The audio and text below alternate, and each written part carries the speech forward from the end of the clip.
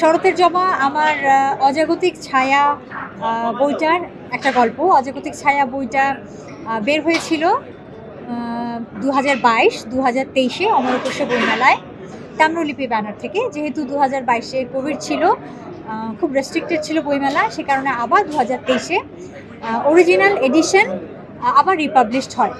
এবং শরতের জবা গল্পটা প্রথম প্রকাশিত হয়েছিল ডেইলি স্টারের একটি ঈদ সংখ্যা 2017 সালে। তো যে কারণে আসলে শরতের জবাকে চলচ্চিত্রে আনার ভাবনাটা, সেটা হলো এই যে 3বার শরতের জবা আপনাদের সামনে এসেছে, আমার ভক্তরা পড়েছে, পাঠক পড়েছেন, সবাই আমাকে বলেছে যে শরতের জবার মধ্যে একটা থ্রিল আছে, সাসপেন্স আছে, ভৌতিক আবহ আছে, রহস্য রোমাঞ্চ আছে, প্রেম আছে, গান আছে। তারা চান আমি লেখালেখিটা চালিয়ে যাই এবং তারা চান যেন শরতের জবা পর্দায় আসে। তো প্রথমে আমি ভাবছিলাম আসলে যে এটাকে নাটক বা টেলিফিল্ম আকারের কিছু একটা করব। পরে ভাবলাম আসলে শরতের জবার ব্যাপ্তি এবং গভীরতা এত বেশি যে নাটক টেলিফিল্মে করতে গেলে অনেক কিছু মিস হয়ে যাবে, কঠিন হবে কাজটা। তখন আমি সিদ্ধান্ত নিই আসলে যে শরতের জবার চলচ্চিত্রই হবে। এভাবে শরতের জবাকে আসলে চলচ্চিত্রে আনার যে ভাবনাটা, সেটা।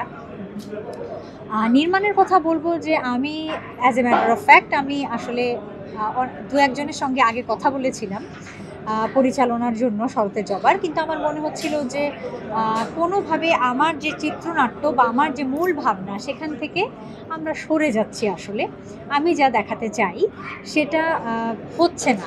আসলে গল্প আর সিনেমার পার্থক্যই এখানে যে গল্পের বইয়ে আমরা একটা লাইন বা একটা প্যারাগ্রাফ পড়লে নিদ্রা হয়তো যেটা দেখবে বা ভাববে, আমি হয়তো সেটা দেখবো না বা ভাববো না, আমাদের স্বাধীনতা আছে।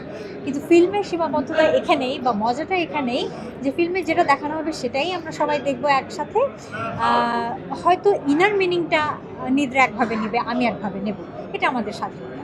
তো সেই জন্যই আমি ভাবছিলাম যে ওনাদেরকে দিয়ে করালে হয়তো আমার যে চিন্তাটা, আমি যেটা দেখছি, আমার যে ভিশনটা, সেটা একটু হলেও সরে যাচ্ছে। তখনই ভাবলাম যে আমি এই কাজটা করব।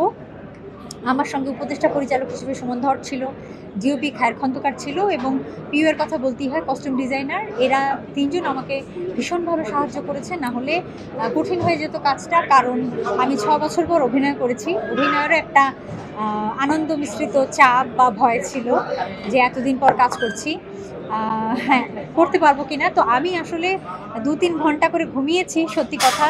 আমার গেট আপ মেকআপ লুকের একটা বিষয় ছিল, কিন্তু আমার ইউনিট এরা আসলে কেউই ঘুমায়নি, এমনকি নিদ্রাও আমি জানি 45 মিনিটও ঘুমানোর সময়ও পাইনি।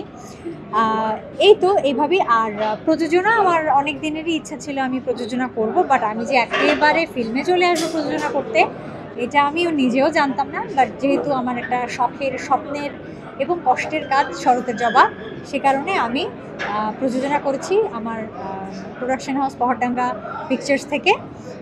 এবং আমরা শুটিংও করেছি পহরডাঙ্গা, এটা নড়াইলে আমার দাদা বাড়িতে। নিদ্রাও গেছে সেখানে, পুরো ইউনিটি ওখানে ছিল প্রায় 15 দিন। এবং আমার সঙ্গে আছেন ফরিদুর রেজা সাগর, ইমপ্রেস টেলিফিল্ম যৌথ প্রযোজক হিসেবে।